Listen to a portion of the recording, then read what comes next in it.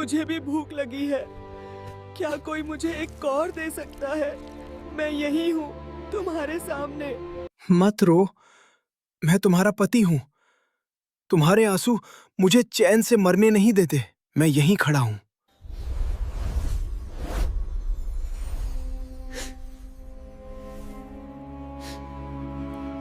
मृत्यु के बाद आत्मा सबसे पहले किसे पुकारती है? मां को, पत्नी को या अपने बच्चों को? यह प्रश्न सुनने में सरल लगता है, पर इसका उत्तर इतना गहरा है कि जिसने भी इसे सही अर्थ में समझ लिया, उसका जीवन कभी पहले जैसा नहीं रहा। गरुड़ पुराण में इस प्रश्न का उत्तर दिया गया है, और वह उत्तर ऐसा है जो मनुष्य के भीतर छिपे भय, मोह और सत्य तीनों को एक साथ सामने रख देता है। क्योंकि मृत्यु के बाद आत्मा जिस अवस्था में होती है, वह न पूरी तरह इस संसार की होती है और न ही परलोक की।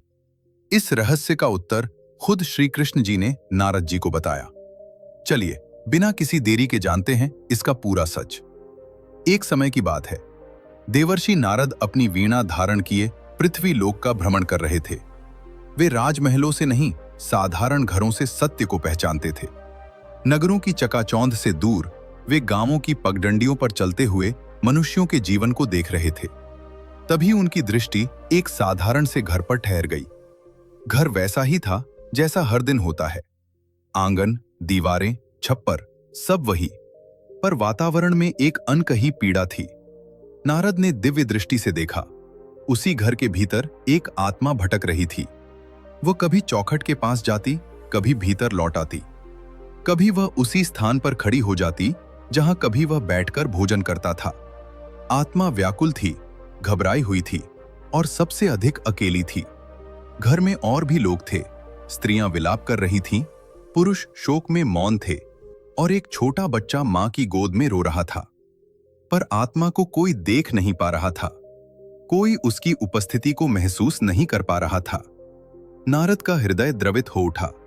उन्होंने सोचा, ये कैसी स्थिति है जहां अपना घर भी पराया हो जाता है और अपनों के बीच रहते हुए भी आत्मा अकेली हो जाती है। नारद मन ही मन में बोले, जो मैंने अभी देखा वह केवल एक घर की कथा नहीं है, ये तो हर मनुष्य की आने वाली दशा है।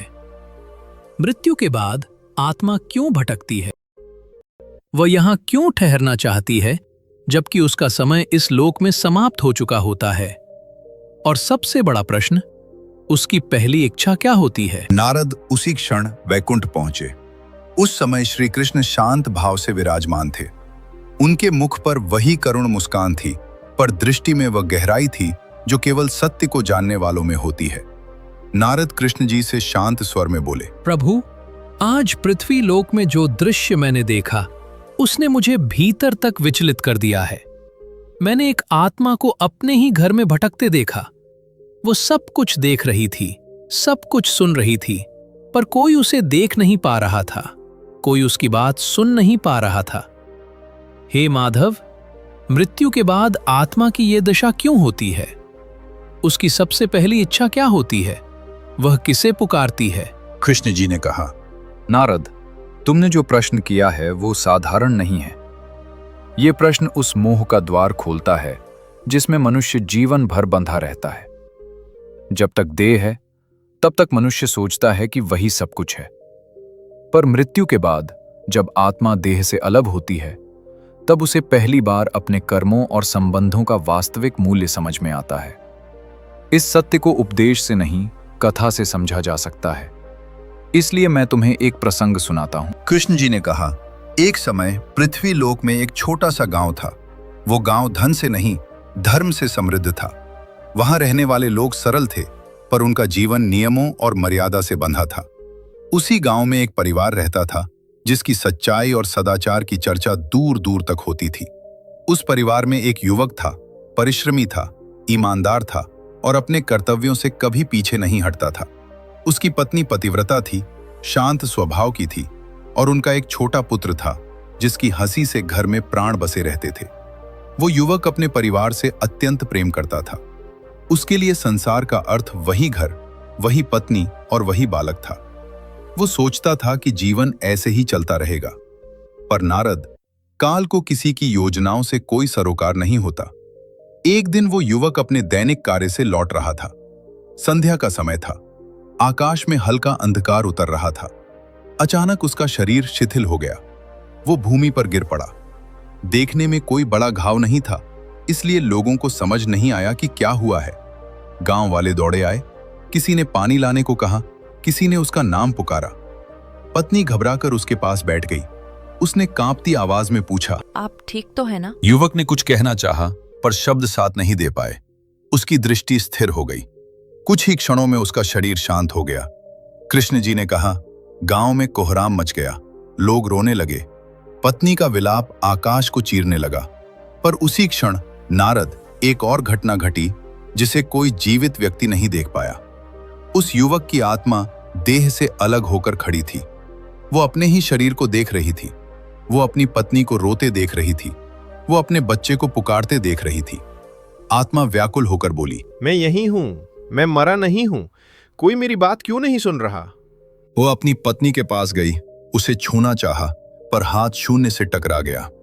वो अपने बच्चे के पास गई, पर बच्चा उसे महसूस नहीं कर सका। तभी आत्मा को पहली बार भय हुआ। उसे समझ आया कि अब वो इस संसार की नहीं रही। कृष्ण जी ने कहा, नारद, यही वह क्षण होता है जब आत्मा की पहली इच्छा जन्म लेती है। वो इच्छा किसी को देखने की नहीं होती, किसी को पाने की नहीं होती। वो इच्छा होती है अपने कर्मों से भाग जाने की, पर तब बहुत देर हो चुकी होती है। कहानी को आगे बढ़ाते हुए कृष्ण जी ने आगे कहा, आत्मा अपने ही शव को देख रही थी। वही शरीर जिसे वो जीवन भर मैं कहती रही, अब भूमि पर निश्चल पड़ा था। चारों ओर लोग थे। कोई रो रहा था, कोई मंत्र पढ़ रहा था, कोई चुपचाप खड़ा था, और आत्मा बस देख रही थी। अचानक उसके भीतर से एक चीख निकली, अगर मैं मर गई हूं तो ये कौन है जो वहां पड़ा है? वो अपने ही शरीर के चारों ओर घूमी। हाथ बढ़ाया, पर स्पर्श नहीं हुआ। तभी उसे पहली बार समझ आया, वो देह नहीं थी, वो कुछ और थी। कृष्ण ने कहा, नारद, मृत्यु के बाद आत्मा का पहला बोध यही होता है कि वो जिसे जीवन समझती थी वो केवल एक वस्त्र था, और जब वो वस्त्र छूट जाता है तब आत्मा स्वयं को पहचान नहीं पाती। नारद बोले, प्रभु, क्या आत्मा को तुरंत ये ज्ञात हो जाता है कि वह मर चुकी है? कृष्ण ने कहा, नहीं नारद, अधिकतर आत्माएं कई समय तक इसी भ्रम में रहती हैं। वे सोचती हैं कि शायद ये कोई स्वप्न है या कोई अस्थायी अवस्था।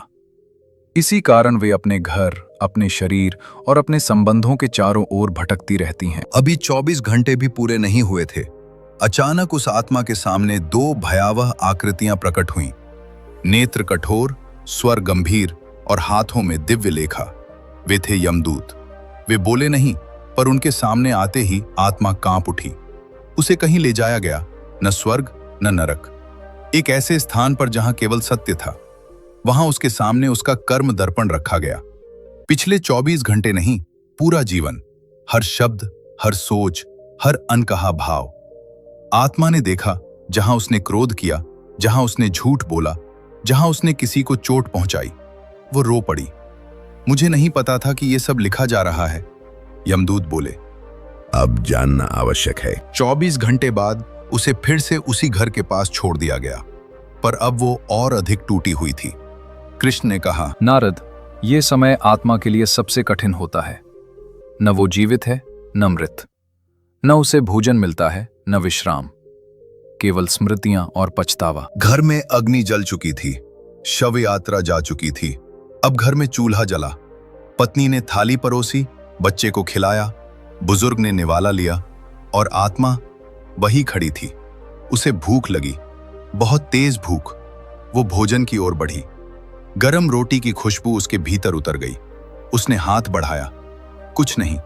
वो रो पड़ी, मैं यही हूं, मुझे भी भूख लगी है। पर कोई नहीं सुन सका। नारद बोले, प्रभु, क्या आत्मा को सच में भूख लगती है? कृष्ण ने कहा, नारद, आत्मा को देह की भूख नहीं लगती, उसे स्मृति की भूख लगती है। जिस सुख की वो अभ्यस्त रही, उसके अभाव की पीड़ा लगती है। दिन बीतते गए। घर में 13 दिनों की तैयारी शुरू हुई। ब्राह्मण बुलाए गए, मंत्र गूंजने लगे, पिंड बनाए गए। आत्मा ये सब देख रही थी। जब पहला पिंड अग्नि के पास रखा गया, उसे पहली बार कुछ बदला हुआ महसूस हुआ। घी की एक बूंद गिरी और आत्मा के भीतर जैसे कुछ शांत हुआ।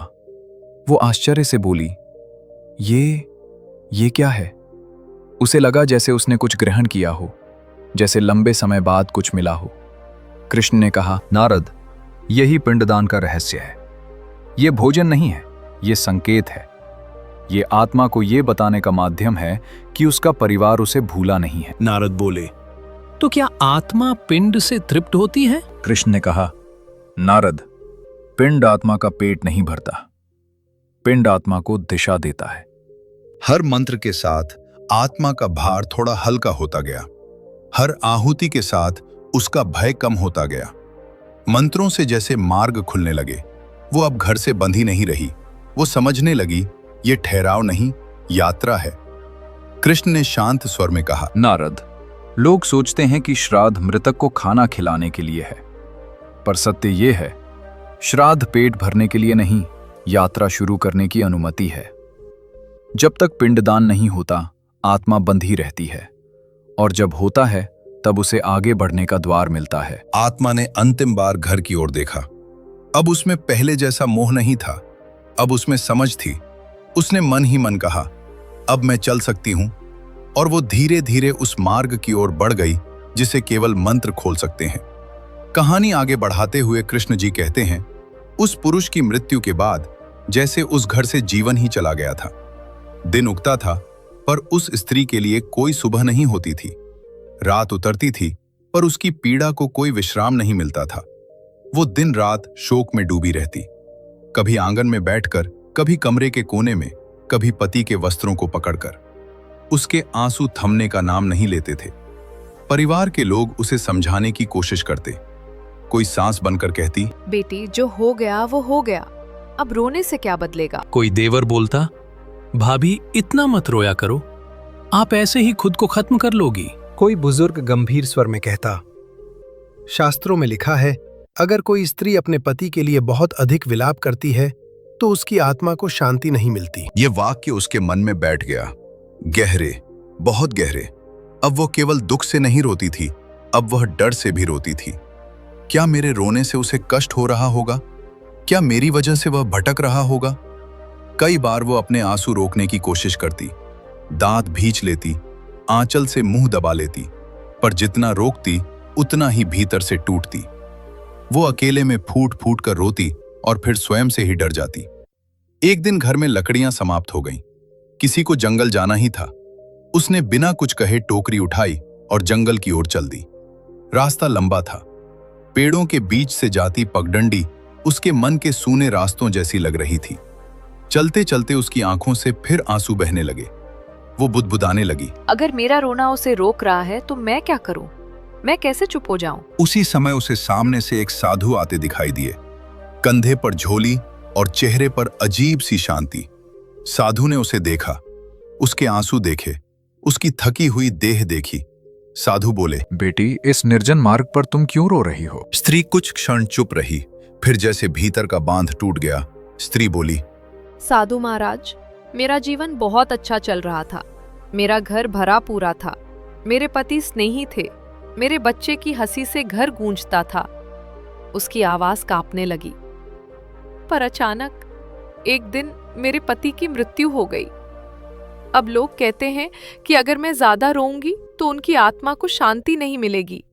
मैं नहीं चाहती कि मेरी वजह से उन्हें कष्ट हो।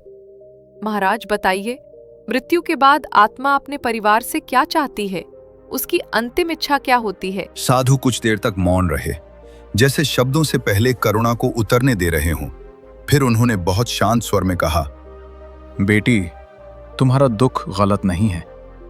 जिसने प्रेम किया है वो शोक करेगा ही, पर शोक और मोह में अंतर होता है। मृत्यु के बाद आत्मा सबसे पहले ये देखती है कि जिनके लिए वो जीती रही वे अब कैसे जी रहे हैं। अगर परिवार केवल रो रहा है, टूट रहा है, अपने जीवन से विमुख हो रहा है, तो आत्मा भी वहीं बंध जाती है। स्त्री की आंखें भर आईं। साधु आगे बोले, आत्मा की अंतिम इच्छा अपने लिए कुछ पाने की नहीं होती। वो ये चाहती है कि उसके जाने के बाद उसका परिवार जीवन को अपनाए। वो नहीं चाहती कि उसका जाना किसी और के जीवन का अंत बन जाए। स्त्री ने कांपती आवाज में पूछा, तो क्या मुझे रोना नहीं चाहिए? साधु बोले, रोना मना नहीं है बेटी, पर रोते रोते अपने कर्तव्यों को भूल जाना आत्मा को कष्ट देता है। जब परिवार अत्यधिक विलाप करता है तो आत्मा सोचती है मेरे कारण ये दुखी हैं, और यही सोच उसकी शांति का सबसे बड़ा बंधन बन जाती है। साधु ने आगे कहा, शांति से स्वीकार करना सबसे बड़ा धर्म है, प्रेम से विदा करना सबसे बड़ा श्राद्ध है। जो हो गया है उसे रोकर नहीं, समझकर जाने देना ही आत्मा की मुक्ति का मार्ग है। स्त्री ने साधु के चरणों में सिर रख दिया। वो बोली, महाराज, आज पहली बार मुझे लगा कि मेरे आंसू उन्हें पकड़ रहे थे। साधु ने आशीर्वाद दिया और कहा, अब जब घर लौटो तो रोना मत, प्रार्थना करना। उन्हें यह अनुभव कराओ कि उनका जीवन व्यर्थ नहीं गया। उस दिन के बाद उस स्त्री का रोना पूरी तरह रुका नहीं, पर बदल गया। अब उसके आंसू बोझ नहीं थे, प्रार्थना थे। उसने पति के चित्र के सामने दीप जलाया और शांत स्वर में कहा, अब मैं तुम्हें रोकूंगी नहीं, तुम शांति से जाओ। और कहीं अदृश्य लोक में एक आत्मा हल्की हो गई। कहानी समाप्त हो चुकी थी, लेकिन नारद का मन शांत नहीं था। उन्होंने श्री कृष्ण की ओर देखा। उनकी आंखों में प्रश्न थे, ऐसे प्रश्न जो हर मनुष्य के भीतर जन्म लेते हैं, पर उत्तर बहुत कम लोग खोज पाते हैं। नारद बोले, प्रभु, आपने कथा के माध्यम से आत्मा की पीड़ा, उसका मोह और उसकी यात्रा दिखाई, पर मेरे मन में अभी भी कई प्रश्न हैं। ये प्रश्न केवल मेरे नहीं हैं, ये हर उस मनुष्य के हैं जो किसी अपने को खो चुका है। कृष्ण मंद मुस्कुराए। कृष्ण ने कहा, नारद, प्रश्न करना ही ज्ञान का द्वार है। पूछो। आज जो कहा जाएगा वो केवल कथा नहीं, जीवन का सत्य होगा। नारद बोले, प्रभु, सबसे पहला प्रश्न यही है, आत्मा मृत्यु के लगभग 24 घंटे बाद अपने ही घर क्यों लौट आती है? कृष्ण ने कहा, नारद, जब आत्मा देह से अलग होती है तो उसे तुरंत ये बोध नहीं होता कि उसका संबंध अब किस लोक से है। वो वर्षों, कभी जन्मों तक जिस घर, जिन लोगों, जिन भावनाओं से जुड़ी रही, उन्हीं की ओर उसका पहला आकर्षण होता है। 24 घंटे का समय आत्मा के लिए संक्रमण का समय होता है।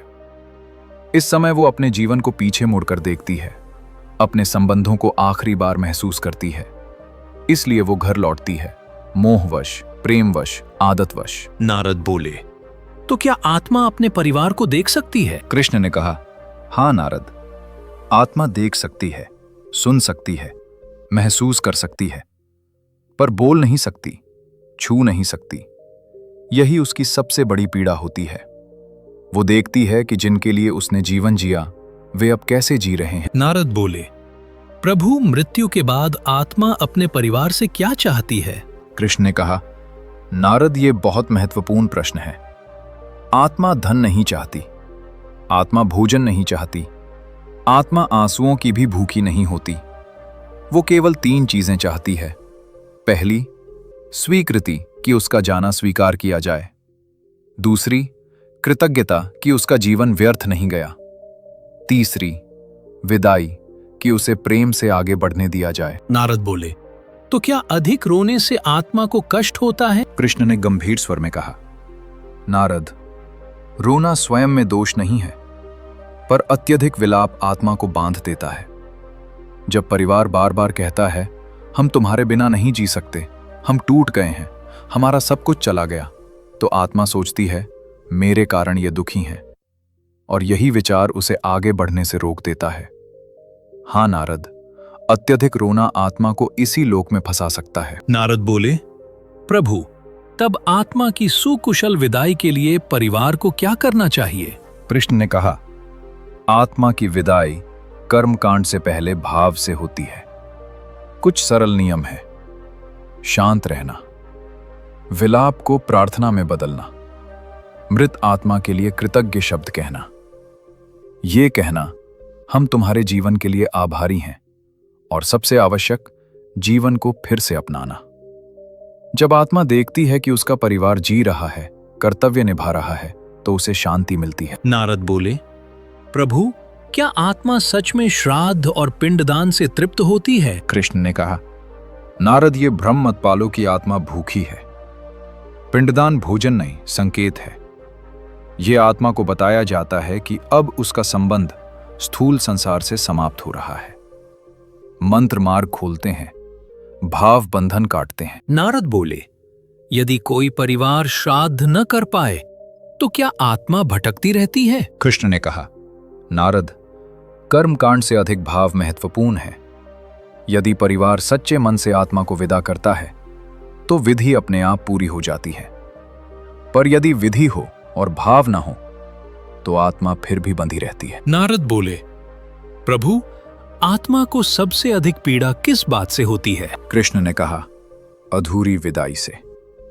जब परिवार मृत्यु को नकारता है, जीवन को रोक देता है और शोक को ही प्रेम मान लेता है, तब आत्मा सबसे अधिक दुखी होती है। नारद बोले, और सबसे अधिक शांति? कृष्ण मुस्कुराए, जब कोई कहता है हम तुम्हें प्रेम करते हैं पर हम तुम्हें रोकेंगे नहीं। कुछ क्षण मौन रहा, फिर कृष्ण ने कहा, नारद, मृत्यु अंत नहीं है, पर मोह अंत न हो तो यात्रा रुक जाती है। इसलिए जो गया है उसे प्रेम से जाने दो और जो जीवित हैं उन्हें जीने दो। अगर यह कथा आपके दिल तक पहुंची हो तो लाइक जरूर करें। इसे शेयर करें उन लोगों से जो शांति ढूंढ रहे हैं